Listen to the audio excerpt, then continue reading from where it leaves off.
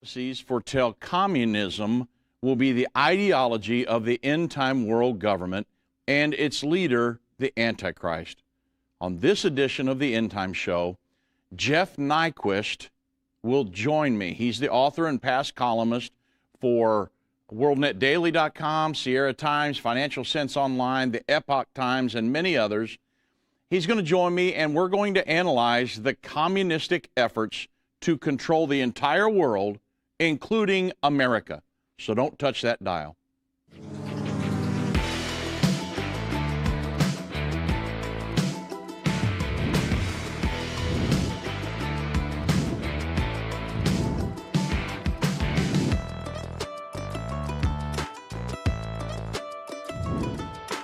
Good afternoon, everybody. I'm Dave Robbins with End Time Ministries. I do thank you for joining me on this edition of the End Time Show. I'll be bringing Jeff Nyquist on in just a moment, but first I want everybody to understand that socialism or communism would be the worst thing that could ever happen to the world, and especially America. Socialism, communism is a noose around the neck of a nation. And second, and most important, according to the Bible prophecy, we know the Antichrist will rule over a socialistic one-world government in the end time. And, of course, this is very sobering and something we must consider for the times actually now and especially the times just ahead of us. The historical accounts of socialism are horrific. And tens and tens and tens of millions of people killed under socialistic communistic regimes in just over the last 100 years. And the Bible is clear. Once the satanically inspired end-time world leader takes the reins of a socialistic one-world governing body, it will be worse than any empire or government that has ever preceded it. And when that time comes, and it is coming, are we going to want a government full of socialist or communist in the United States of America? It's the question we need to ask ourselves right now, less than 100 days from the election on November 5th. However, judging by the political atmosphere, again, open socialists elected to office and other socialist schemes advancing in the United States of America, I think it bears mentioning, history has repeatedly shown that socialism or communism leads to totalitarian regimes, economic collapse, and death. And some might say, well, no, yeah, Dave, come on, not in America. Oh, well, you think again. My guest is going to help me out with that here in just a moment. First, let me talk to you about Birch Gold. You know, think about it. Can your savings weather an economic storm? I mean, think about what you put away for the future. Inflation can render cash worthless. Real estate can crash like in 2008. Economies built on a mountain of debt can fall like a house of cards. And there are a few physical assets that you can invest in that can stand the test of time. Gold has withstood as a valued form of money for millennia. And that's why there are people flocking to it right now. And that's why Birch Gold is busier than ever.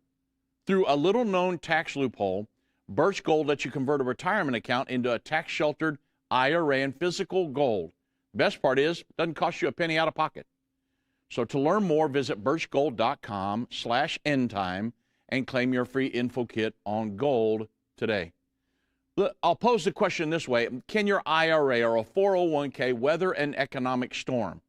If not, call the people trusted by many at Birch Gold. Visit birchgold.com/endtime and secure your savings today. You know, this weekend, everybody, my wife and I will be up in Sherman, Texas, doing a prophecy conference, teaching at the Promised Land Church, 2005 South Dewey Avenue in Sherman. That's Saturday evening, August the 3rd, 6 p.m. I'll be teaching the Green Horse and World War III. Sunday morning, August the 4th at 10 a.m., I'll be teaching Breaking Prophecy News, and then we'll be doing a Q&A session with the audience. So you certainly won't want to miss the conference. If you're anywhere in southern Oklahoma, northern Texas, or anywhere else, come join us this weekend in Sherman, Texas. Okay. Now, I've got one final announcement, and then we're going to go to Jeff.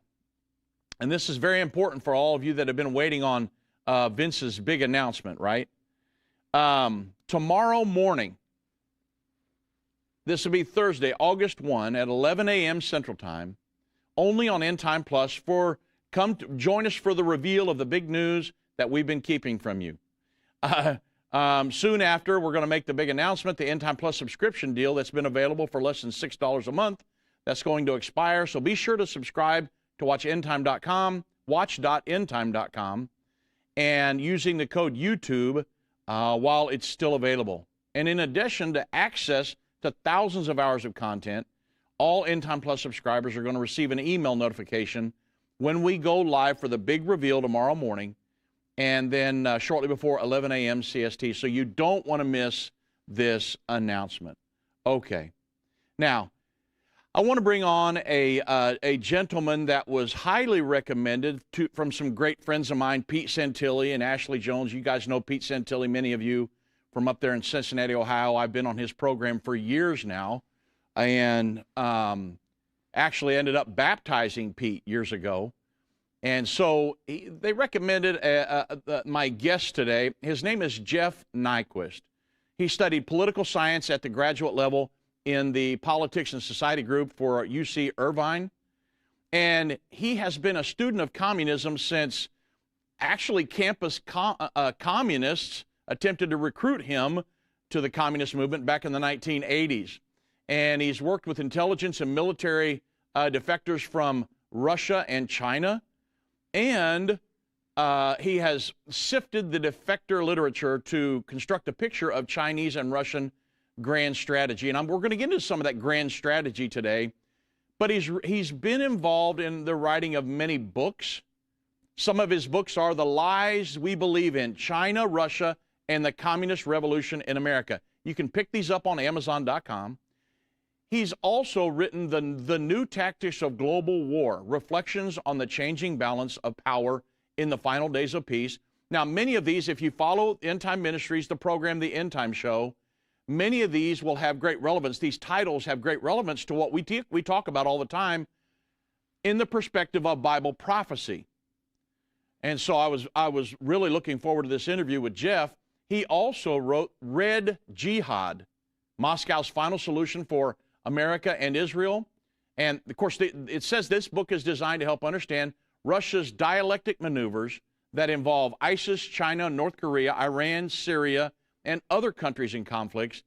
And then finally, and this is not the last book, this is just, I'm only going to mention 4 of them, and this is one that will interest all of us, Origins in the Fourth World War. Many people talk about a Third World War.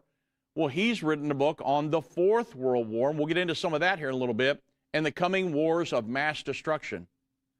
So, wow, I've been looking forward to this interview, and, you know, socialism, communism, it's going to be the ideology of the end-time world government and its leader, the Antichrist. So let's talk about it. So without further ado, Mr. Jeff Nyquist, thank you for joining me on the program today. Thanks for having me. Absolutely. Man, I've been looking forward to this, and I watched your interview with Pete Santilli, and a great interview. And I've actually watched several other interviews that you have been involved in, and what a wealth of knowledge, everybody, and really specializing in the topic of communism, a very well-read individual, and geopolitical affairs, things going on around the world. But what I like to do on our program, I don't like to get, we'll get into some of the weeds of all of this today, but I like to back out of the weeds and look at the thing from the big picture. So Jeff, I heard an interview that you did just maybe a few months ago, and you made a statement. You said that the guy was asking you about the coming election and Donald Trump, and you said, well, Trump doesn't really understand communism. And what I thought I would do is, from your perspective, is to have you give a true definition of communism, and then we'll talk about it for the rest of the program. Okay. Communism is, well, socialism, communism is a new religion. It's a religion of people who don't believe in God. It's the religion of Karl Marx and Lenin and Stalin and many people on the left who have a materialist concept of cosmology. They think that the brain and spirit, and they don't think God exists. The brain is just, the mind just comes out of the brain. If someone kills you, There's no soul. Right. There's nothing like this. And so you had these innovations in the 19th century, like Darwin came up with this creation story without God, evolution. Mm-hmm. Marx wanted to dedicate one of his works to Darwin. Darwin said, no, thank you. Don't dedicate your book to me. But they want to be able to think of the universe as man being God in essence, because if there is no God, then the most intelligent being is man. But man is mortal. He dies. He's physical. He's just clay. Mm-hmm. And there's a kind of what you would say in communism, there's an emotional, spiritual disturbance in communists. Mm-hmm. You could say there's even criminal propensities among the leaders because there's no eternal life for them. There's no salvation for them. Their only form of salvation is to acquire political power to make heaven on earth. Yes. So if you take all of Marx's writings, if you take everything all the socialist governments have done, that's what it is. And this notion of the vanguard of the party, of the Communist Party, the vanguard that are going to lead humanity to this brave new world, the revolutionary elite, they think of themselves as kind of, they're in place of Jesus Christ, or they're antichrists, really, mm-hmm. because they promise the same thing that Christ promises. There'll be peace on earth. There'll be plenty for all. The lion will lie down with the lamb, but they always deliver the opposite. Every communist state always delivers the opposite of what they promise. They promise abundance, they bring poverty. They promise peace, they bring war. They promise freedom, they bring oppression. This is the sign of Antichrist, when you promise and then you deliver the opposite. And it's very much, they've copied a lot of things from the Bible, believe it or not. This has been pointed out, in the Bible, there's the millennial reign of Christ on earth, this idea of this future kingdom. Well, the communists have that idea, only it's the future communist utopia. After they graduate from capitalism, they have the revolution into socialism, they build socialism, and they finally arrive. So that's kind of what it is. And the people that believe in it are disturbed, basically. Yeah. And wow. So that's the best definition of communism I've ever heard in my entire life, and probably the most detailed. And I totally agree with you 100%. And it's kind of unique that you would tie it into Scripture and the Antichrist spirit and things like that, because the Bible foretells. Now, I don't know how much you know about Bible prophecy, and this is why Pete and Ashley and everybody wanted to get us together, because we specialize in the prophecies of the Bible. I believe that I can prove that the Bible prophesies that the end-time world government that will be established just prior to the second coming of Jesus Christ, and the eventual leader of that world government, who will be the Antichrist figure, will be a socialist communist. And I take that from, and just very quickly, I take that from Revelation chapter 6, the four horsemen of the apocalypse. Zechariah tells us that those four horsemen actually symbolize spirits, and they're symbolized, Jeff, by colors. The colors are very significant in that John saw a white, red, black, and a green horse. The King James Version calls it pale, but it should have been translated green because the original Greek word was chloros.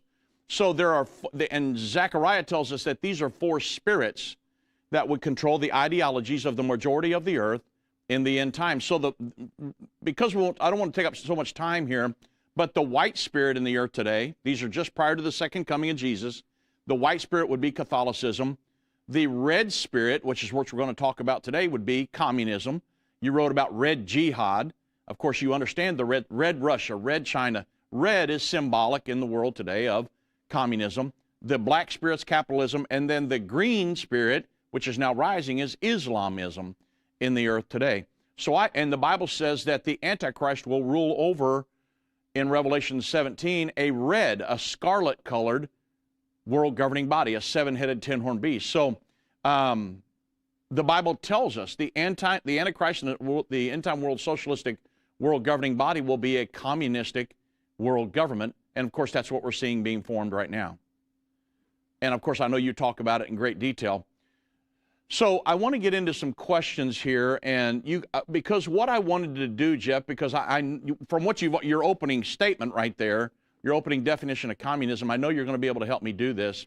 I thought I might use you as a specialist in the communist belief system, and not now everybody. Not to say he's a communist. I'm saying he specializes in that. That you could help me validate some of these Bible prophecies. So, the communistic goals to control the world. I wanted to get into the big scope of this. Some people get mesmerized by, again, they get caught up in the weeds and they can't see the forest for the trees. But a lot of people believe communism died with the Cold War and the tearing down of the Berlin Wall. Is that true? No, it's not true. Right. I mean, look at China's got the biggest communist party in the world. Nothing's happened to them. And in Russia, look, here's a typical book. This is Lev Timofiev's Russia's Secret Rulers. Well, who is Russia's secret rulers? He says it's either the criminal mafia or it's the Communist Party and the KGB that is working with the criminal mafia. I mean, that's basically what he says. And of course, the answer is it's the Communist Party having gone underground, having melded with organized crime. That's why Russia's still aligned with China. It's why they're helping communist Cuba. It's why there's Russian troops in communist Venezuela. It's why they're helping all the communist countries in Africa. And it's why North Korea, a communist country, is helping Russia in its war against Ukraine. So is China. So there is a communist bloc still. And the thing is, we believe this fairy tale that communism was over in 91. It was really a deception. Not entirely, they had a bunch of problems, but this is how they maneuvered out of their problems and got money and technology from the West to build up for another war. Yeah. So the Berlin Wall was just kind of it was a cover-up. Really, what they did was they went from being out in the open to just underground. Yeah, I mean, they were planning the changes in 1989 to 91. They were planning to have it transition in a smoother way where they would retain more power, but certain things did go wrong for them.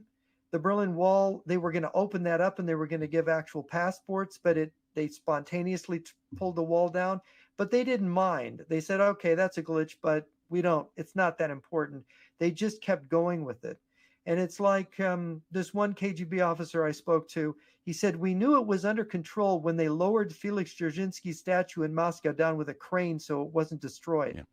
They were preserving it, you see. Exactly. And of course, that is when he said they knew. And he went and talked to Shabarshin, then the head of the first chief directorate of the KGB, and said, well, are we defeated? And he said, well, we've suffered some setbacks, but we're in a great position to move party and KGB money into the West, to acquire positions in Western companies and to set up our own companies, front companies in the West. And that's what they've been doing, infiltrating capitalism. Yeah. So basically, from what I hear you're saying is that China and Russia, a lot of people don't realize how much they are aligned in their efforts to push communism west, even all the way into the United States, and almost to realize their goals to eventually destroy the United States. That is the plan. The GRU defector, Colonel Stanislav Lunev, told me, and he told others this too, that Russia and China got together when the Soviet Union collapsed. There were secret talks, and they made secret treaties to share all intelligence on the United States and for a future war against the United States, how they would divide up North America. China would get the lower 48 states, Russia would get Alaska and parts of Canada. And that was how they were going to, with other countries invited in for looting rights. And so this is what he was told back when they were going through this planning stage. And everything we've seen since then really reinforces the fact that they are following this plan. They are following these agreements they made back in 1992. Yeah. So if it's their effort, obviously, is to implement, have a communistic regime around the entire world, and the United States would be standing in the way of that. We would be like the last bastion of freedom, standing in the way of them realizing their goals. Well, the Chinese were more forward-looking. The Chinese analysts said, you know, if we look at World War, this is what the Chinese strategist said. If we look at World War, Germany made this big mistake in World War II because Germany attacked Poland and of course Denmark and Norway, the Low Countries, France, Yugoslavia. Didn't matter how many countries Germany overran. The problem was America was across the ocean, and America could inevitably help these countries in Europe and destroy Germany. He said the Chinese strategist said what Germany should have done is not attack any of its neighbors, but Germany should have attacked the United States and destroyed it directly. Then all the other countries would fall. Mm-hmm. And this was really the way the Chinese strategists wanted things to go. The Russians thought about it differently, and the Chinese are saying, no, no, no, we just destroy the United States. And the Chinese also have this idea that they need Lebensraum, what the Germans call Lebensraum, living space, because they're overpopulated. They've got 4 times our population in a country about the same size as the United States. And it's really China's very dry country. It doesn't have as good soil. It doesn't have as much rainfall as the United States. So they need a country that's like the size of the United States just to lower their population to only be double what it is. You know, they take half their population, move it here, and you have twice as many people as we've got here now with just Chinese coming. So they said, if we could take the lower 48 states, eradicate all the people in the lower 48 states, we could make a second China there. And this is one of the things that the Chinese defense minister, Chiao Chen, made a secret speech about 21 years ago. That in that secret speech, he talked about using biological and maybe even nuclear weapons to cleanse America and to move millions and millions of Chinese here to repopulate the United States, the lower 48 states. They're not looking for some kind of a diplomatic solution. They actually have they believe there's a pre-planned war. Well, they'll use diplomacy. The Chinese believe in something called fight, fight, talk, talk. Mm-hmm. But they believe that things have become so dire in terms of their economic situation, in terms of they're getting very close to being ready to be able to challenge us. And their original strategy, what sources will tell you, is that they originally had this war planned for about 2035. But when Trump came in, he overturned the apple cart on trade. China's economy started coming apart because of malinvestment and because Trump was damaging them at the margins financially. So they unleashed a pandemic on the United States.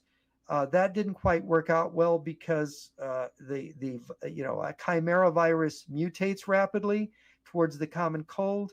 And so that didn't quite work out. They also wanted to kill off the elder Chinese population because they're upside down because of the one-child policy. They got too many elderly people entering retirement years. So China's having all these severe population and financial troubles. And so what they decided is maybe we have to start the war early, not in 2025, maybe not 2035, but maybe 2020, late 2024, 25, 26, 27. And the Russians are saying like, oh, we're not sure. We got to get Ukraine back. So to try to keep up with the plan, the Russians invaded Ukraine in 2022, and that backfired on them. And the Chinese are very disappointed in the Russians right now. But the Chinese are thinking, and the Russians are thinking, maybe we have to nuke our way out of this. And you see this in their discussions, in their talks. Russia's always talking about nuclear war. China's preparing its people, and Russia is for example, in Russia, Putin just ordered all the major state-owned companies to move their headquarters personnel to the Ural Mountains, to shelters, to nuclear war shelters. They ordered trauma centers to be set up in the cities as if they're expecting mass casualty events in the cities. Are they getting ready for a nuclear exchange? What is going on? China at the same time too, having air raid warnings, talking about war to their people all the time. Banners hung in the streets in China, things that are like loose lips sink ships. Foreigners are listening, pay attention to who you're talking to. So these are all pre-war signs from China and Russia. Yeah, I don't think that the news or news commentators, the media, I don't think they're really telling the true picture of Russia. They're trying to make it out like Russia's kind of becoming weak and, you know, China's weak, but I don't think either one of them are very weak. I think Russia's a lot stronger than what the news media would paint the picture as. You agree with that? You know, there's different ways of measuring strength. One of the problems that people in the West do is they measure strength by financial power. Mm-hmm. They also measure it by conventional weapons. If it's just going to be a conventional war, they can't win. If it's about economic strength, simple economic strength, they can't win. If you add nuclear weapons, biological weapons, into the mix of what they can do, they can win. And this is where people in the West are very weak. We think that if you blow off 5 nuclear weapons, the world's contaminated and it's on the beach and we all die. That's all fiction. It's not anything to do with the real studies on fallout and the effects of it. You could have a full-blown, Australia did a study in 1980, full-blown nuclear war in the 1980s. This is when, you know, each side had 40,000 nuclear weapons. They determined that, well, there would be a few more cancers and leukemias because of the long-term fallout in Australia, but the cancer rate would go down because the import of tobacco from the U.S. would be cut off. So that's just one example of a study. Nuclear winter, it's not a real thing. If you read the old reports, I don't know why nobody reads anymore. Even our government officials, the people who are supposed to know. Annie Jacobs just did a book in it. It's just full of nonsense. You got to go to to a good research library and look at all the studies that were done in the late 80s over the TTAPs, you know, criticizing the TTAP study that said global, you know, nuclear winter was an effect. It's the same thing with global warming, by the way. The same numbers that claim nuclear winter are the numbers they use to plug in to make global warming sound real. Yeah. And these numbers come from Russia, come from the former Soviet Union. So that it's just, we are immersed in so much disinformation from Russia and China. Most nuclear weapons are most effective if they're airburst, and a hydrogen bomb, if it's airburst to destroy the target, is not going to create any significant fallout, not long-term or short-term. Well, Jeff, I hate to break in on you. We're coming up to a break here, and give us a couple minutes, and then we'll be right back with you. Everybody, wow, great conversation. We're going to dive right back into it after the break, and we'll get into the United Nations and much more. A voice spoke to me and said, I've got something I want to show you. I was so sure God had talked to me, and I was stunned by what I saw. A direct fulfillment of this over 2,500-year-old prophecy. The United States will stand with Israel. Why haven't I ever seen this before? 1/3 of humanity will die. What do these beasts symbolize? The lion, the bear, the leopard. The combined beast from Revelation 13 represents the end-time government of the Antichrist. Understanding the end time. Now streaming on Endtime Plus and available to order at endtime.com/UET. Go to endtime.com/UET or call 800-ENDTIME. What if you could understand Bible prophecy? Dave Robbins, the host of the Endtime Show's TV and radio programs, is holding a free prophecy conference near you. Gain peace and understanding about what the Bible says concerning end-time prophecy. Call 1-800-ENDTIME or go to endtime.com/events to see when Dave will be in a location near you.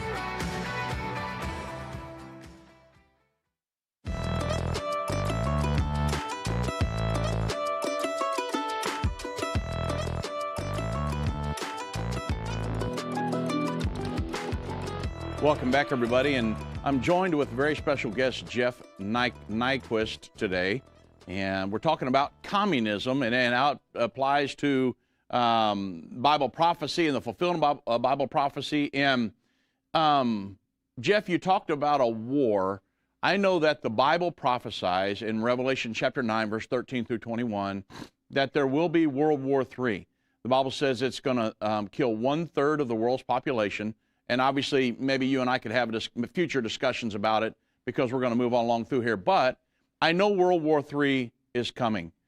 The Bible says that it will emanate out of the Middle East region. The Bible says, loose the 4 angels bound in the river Euphrates, which obviously you know is housed in Turkey, Syria, Iraq, and Iran, and that's where the war will originate from, and then it will spread out from there around the world. Well, when I look at what's going on, I understand the communist portion of this, but I look at what's going on in the Middle East with Iran and the ring of fire around Israel and their terrorist proxies and everything, and Turkey and Syria and Iraq, they're all involved in it. How does China and Russia, the communistic, how's all that tied in with the Middle East, with Iran specifically? Well, Iran, the leaders of Iran, the leading clerics in Iran, many of them went to Moscow State University during the Cold War. They were probably recruited. They probably are agents of the Soviet system. Iran is aligned with Russia. It's aligned with China. The Chinese are helping to arm them. The Russians are helping to arm them. And of course, it's very important strategically because of the oil in the Middle East. Strategically, Saudi Arabia, the Gulf states provide the lion's share of the oil to our allies in Europe and Japan, South Korea, and Australia. Without that Middle East oil, our allies are in serious trouble. They don't have enough oil in domestic production to meet their needs.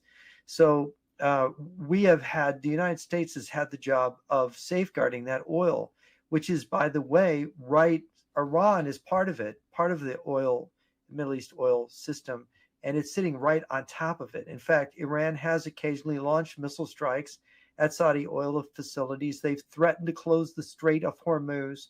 And of course, they launched this big missile attack, conventional missile attack on Israel here a few months back. And Iran is considered to be on the verge of acquiring nuclear weapons, thanks to the help that Russia, probably China, and North Korea have given Iran. And when that happens, Iran will be in a position not to launch ineffective, conventional missiles, but missiles with nuclear warheads, which is another kind of game altogether. When we talk about this coming communist, what they're trying to do, the communist overthrow of the world, really, we also have the United Nations here. And I know the United Nations, of course, like I said in the beginning, the Bible says the end-time world government, which I believe the United Nations is the seat of that world government at this point. May not be in the future. We'll see how all that goes. But that was established from its inception really to eventually end up at least being a communistic world governing body. And because, I'm sure you know very well the architect of that, the guy who was the chairman of the conference who wrote the UN Charter, was Alger Hiss, a communist spy. So, and all of the Secretary Generals from then on, they've all been socialists. Antonio Guterres, the #1 socialist on the planet back in 95 to 99 when he was the president of the Socialist International. So in the grand scheme of things, if I'm sitting back looking at this whole big picture, is China and Russia working through the United Nations to realize their goals, or how would you tie all that in? Well, the United Nations was merely the title given to all the countries that defeated the Axis in World War II. Mm-hmm. And so they thought, well, now that we've defeated this evil, Imperial Japan, Nazi Germany, Mussolini's Italy, and their minor country allies, we can have a united world. We can work together for peace and so on. And so people had this idea, this vision of this United Nations, like the League of Nations that had existed before. The League of Nations was a failure, and pretty soon people realized that the United Nations was also a failure because the communists were just manipulating the United Nations to, there's lots of communist spies, lots of Soviet agents in the United Nations in New York. And of course, the United States gives a disproportionate amount of the money to support the United Nations. And so it's since socialism is the new religion, and most countries in the third world have adopted socialist forms of government or political economy, shall we say. And you've got the communist bloc on top of it. They've tried to use it as a vehicle. The joke, I think it was one of the Republican pundits made the joke that the insects were going to join the United Nations and vote with the communist bloc in the third world. But it's not. There are no nuclear weapons held by the United Nations. The nuclear weapons and the real power is held by Russia and China. And by the way, their nuclear weapons, they got new ones. We haven't built new nuclear weapons since the Cold War ended. So this is where we're really behind. Yeah, who was the guy that said that our nuclear weapons are almost obsolete? Well, that was Admiral Richard, who was the head of the Strategic Command until a couple of years ago. In 2020, in February, he testified before Congress, and he said, "Look, we are not going to have a new nuclear warhead until 2029, and in 3 years, our nuclear arsenal will be past its shelf life, and we will not have a reliable deterrent." Well, we're more than 3 years past 2020. We're now in 2024. So according to Admiral Richards' testimony before Congress in February 2020, our nuclear arsenal is already past its shelf life. So, and the Russians and Chinese know this. Chinese are building nuclear weapons. They got the breeder reactor technology from the Russians. They're building nuclear warheads as fast as they can. The Russians are also building them with new types of missiles.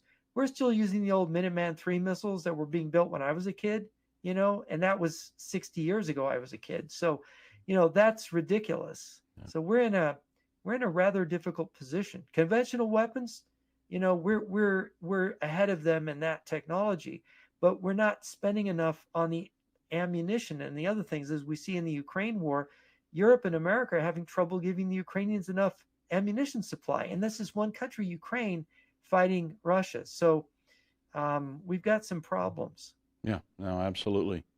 Man, I knew this interview was going to go fast like this. I want to get to the United States, because I know that the communists have goals in the United States. A lot of people do not understand that the Communist Party USA, from back in the early 1900s, the Democratic Socialist of America, and the communist goals. What was the guy? Cleon Skousen wrote the book, The Naked Communists, with the 45 communist goals read into the congressional record back in, I think it was 63. And they, I think maybe they think they can't defeat us militarily. So right now they've tried to, which, obviously you're saying that they might be able to. However, they're trying right now to infiltrate through the government and the schools and all kinds of different ways. And one of the ways that I've seen is through our government and politics. I know years ago there was like the Council on Foreign Relations and the Trilateral Commission and all these different things that were grooming politicians to take these certain positions that would follow along with their ideology and to help them reach their goals. And a lot of it is communistic. And you hear the term deep state and establishment all the time. Are the deep state and the establishment, is that they're working with the communists to reach their goals here in the government and in politics of America? Well, you have to be careful about using a term like deep state because it has no real definition. Right. So you don't know what you're talking about, and you don't want to use vague terminology. You talk about people talk about the Trilateral Commission and the Council on Foreign Relations. I read a Birch book, and it said all these people are evil. They're communists. They're trying to meld communism and capitalism together and to create a new world order. Then I go and I pick a book up by a communist, and he's attacking the Council on Foreign Relations and all of these things as capitalist organizations. There's a lot of confusion because the communists have infiltrated the right in America and the West, and they want us to turn against capitalism. It's not that when I wrote my first book, Origins of the Fourth World War, I was invited to a billionaire's office. I talked to his political advisor, And his political advisor said, everything in your book is true. We're enlightened on this. I know a defector. I know the collapse of the Soviet Union is not what it was billed to be. But we're not going to get behind your book, because the financial elite in the West and the industrial elite doesn't want to believe that there is a communist plot. They want to invest in China and Russia because Russia has all these natural resources and China has cheap labor. And they want to get everything together in a giant global marketplace. See, they're not really thinking in terms of, they'll talk about socialism because they want the left to settle down. They don't want a revolutionary left. They want to buy them out, right? So look, if we can show them prosperity and make them participants in capitalism, there'll be no more talk of a communist revolution. This is what the wealthy want to do. But the wealthy are naive, because when they get into a deal with China or Russia, the Chinese and Russians infiltrate them. They compromise them. They do like what they did with Bill Gates. They make him their friend billionaire, and they treat him like a god. They make statues of him back in China, and who knows what blackmail they might have on him, or how much of his investments is stuck in China. He now is sort of their partner. He's kind of controlled by them. It's very easy. You got to be careful. If you loan me, if I borrow from a bank $10,000 and I can't pay it back, I'm in trouble. But if I borrow from the bank $1 trillion, if I can't pay it back, the bank's in trouble. See, you got different forms of leverage here. And this is what the Chinese and the Russians have done. The West believes that power is money. The East believes that guns are money. Chairman Mao said political power comes out of the barrel of a gun, right? You go to these bankers and they go, oh, no, it's about money. Guns are stupid. This is what they'll tell you, because people believe in the thing they're doing, right? Well, Mao said, all right, good. You capitalists, you have all the guns. You have all the money. We'll have all the guns. Then stick them up. Now we have all the money and all the guns. Mm-hmm. See, and nuclear weapons are sort of the biggest gun. And that's what's been happening. And the capitalists, the plutocracy, as you might call it, the people that really groom politicians and they sort of control, because democracy is the form of government that the people with money like, because they can influence elections and it can help their business, their business environment with all these big businesses. And of course, that's made a comfortable life for us in the West, maybe a too comfortable life, yeah. But it's these people have no mind for security. They don't have spirituality. They don't have a warrior ethic. They're just business people. And they have this limited one-dimensional view of things. Man is not a homo economicus, right? Somebody famous once said, man does not live by bread alone. So, this is the problem. Yeah. Well, everybody, we're coming up to a break here. This is our final break, and I'm joined with Jeff Nyquist. He's a wealth of information, and we're going to get right back into it on the other side of the break. When we get back to the break, I'm going to ask him to comment on socialism is the new religion. I want to go into that a little bit because the Bible also talks about a world religion. They that understand what is taking place will instruct many. Except a man is born again, he can't enter or see the kingdom of God. No, just stay right where I'm at. I don't care what label you've been given or what label you've given yourself. You are essential. You still matter. This is a journey, and when we get to the other side of that, that's where our prize is. That's where our reward is.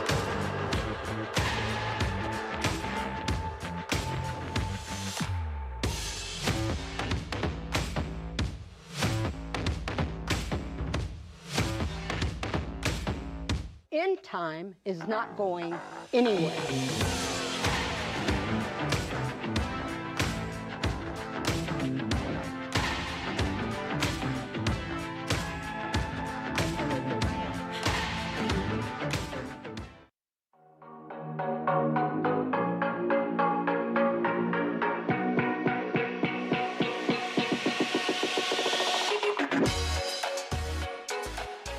Welcome back, everybody. I'm joined with Mr. Jeff Nyquist, and very, very well-read individual when it comes to communism, geopolitical affairs, things going on around the world. And Jeff, I wanted to ask you, you made a statement, socialism is the new religion. And the Bible prophesies that there will be, in Revelation chapter 13, it lays out Satan's end-time efforts to rule the world. He's building a physical kingdom here on the earth, a world government, a world religion, and a global economic sanctioning system known to people that study the Bible and the prophecy sphere as the mark of the beast. And so, and we can see all of these being set up. When you talk about the socialism is the new religion, give me a little more clarity on that. What do you mean by that? Well, it's, if you go back to when paganism ended, when it was overthrown in the Roman Empire, when they outlawed the pagan temples and Christianity was established. Theodosius, I think it was the Emperor Theodosius that did that officially. You will notice that that Christianity was a phenomenon spread mainly in the cities.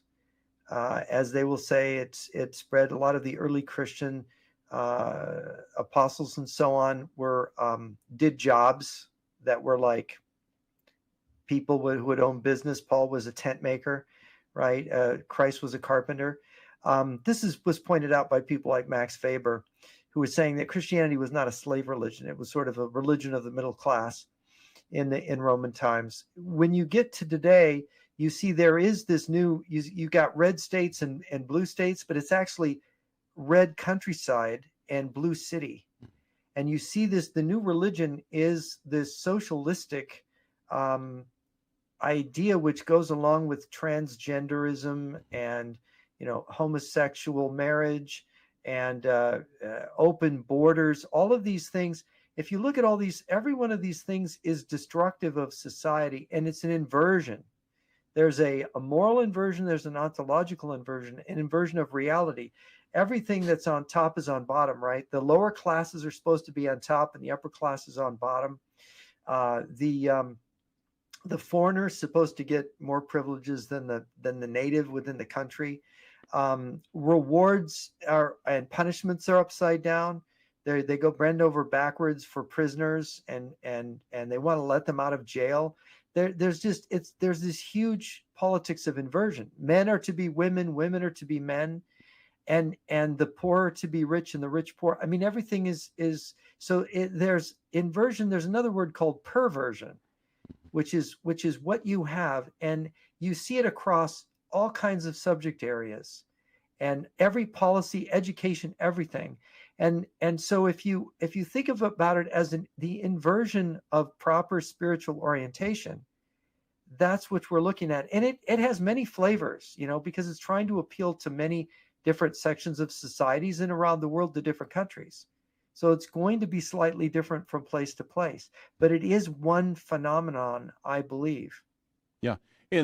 So in this communistic overthrow of the world, their goal, one of the goals, is to go in and completely make this inversion happen and just totally disrupt society. In other words, people don't even know they don't have an identity. The nation doesn't have an identity away. The nation state's done away with, and it's basically nobody has an identity anymore. So they're creating this one world governing system, and everybody's going to yield up their sovereignty to that because the nation state basically is obsolete. And they've infiltrated the churches. I mean, look at who the Pope is. Look at what's happening in many of the Protestant churches. This is they want to change all of religion so that it can be melded into this new system. So this is why they make it about liberation and helping, it's more about helping the poor and the immigrants and people who are, maybe not white, or helping women as opposed to men, or helping people who are transsexuals as opposed to anyone else, even above helping women, right? So you have this, and it gets, as it goes on, it gets more and more distorted and more perverted as it goes. You saw the opening things at the Olympics there in Paris, right? Where they had the Last Supper portrayed by transsexuals. Am I getting that right? Yes. I mean, is that that's an inversion, or rather a perversion, right? So you see that if you really look closely, you'll see this. It's really going on everywhere, and it's not an accident. Yeah, no, absolutely. And you mentioned open borders. That's a way where they can bring. You said something earlier about China wants to infiltrate America. Man, open borders is a fabulous way to do that.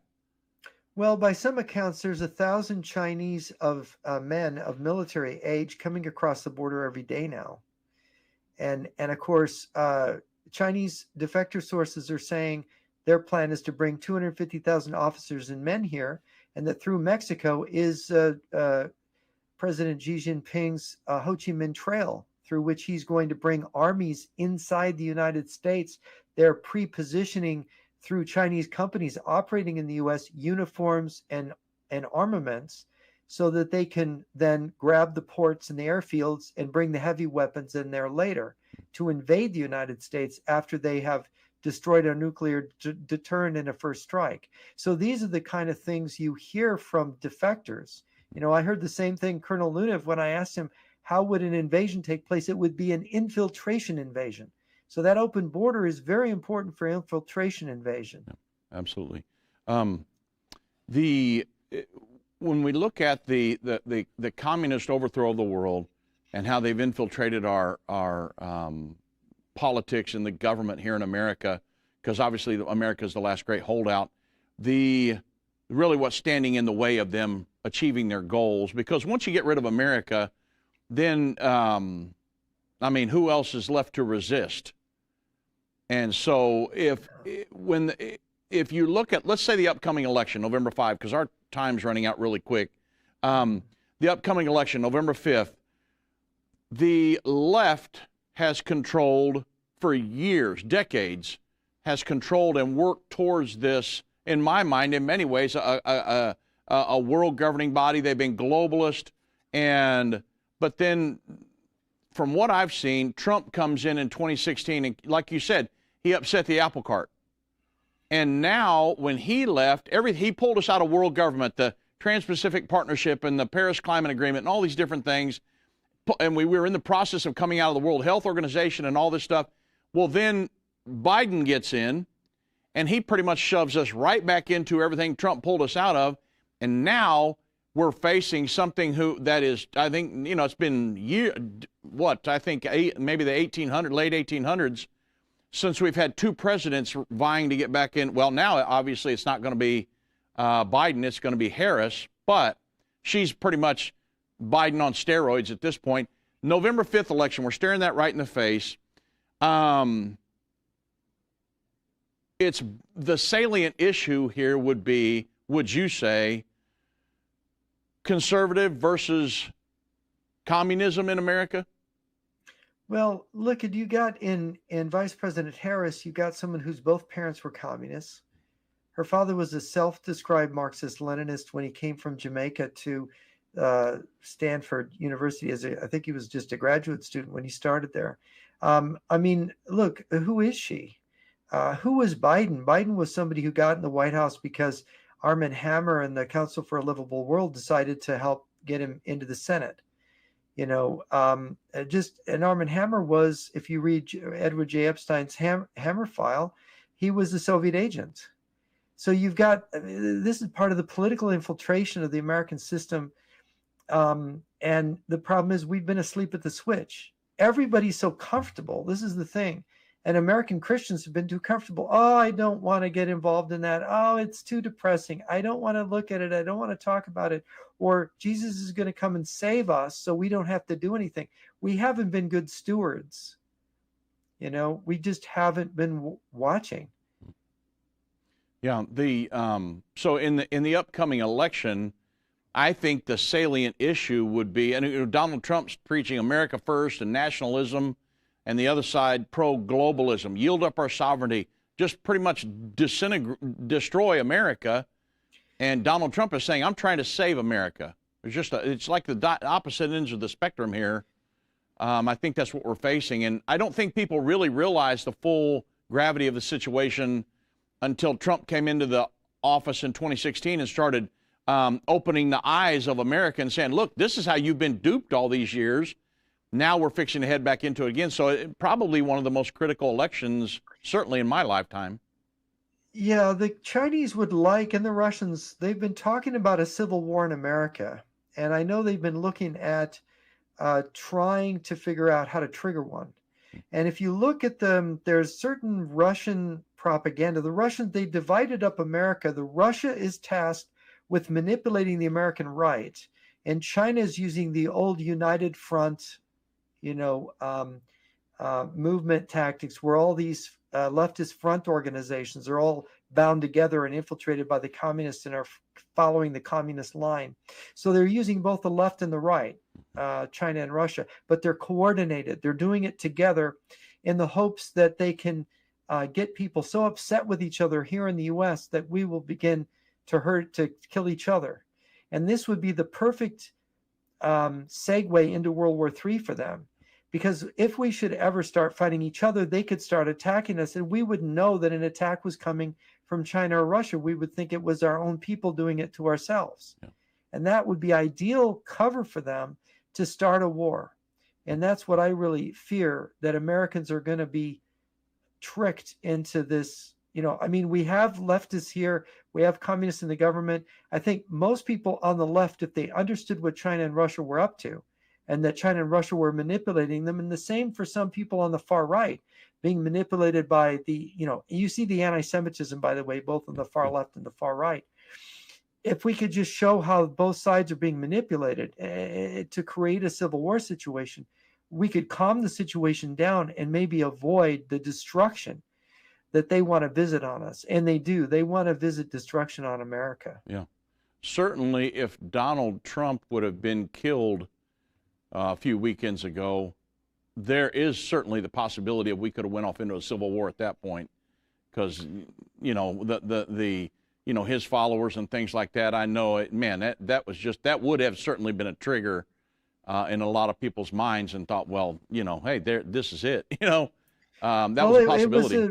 The murdering of a major political figure in Spain was what triggered the Spanish Civil War in 1936. Yeah.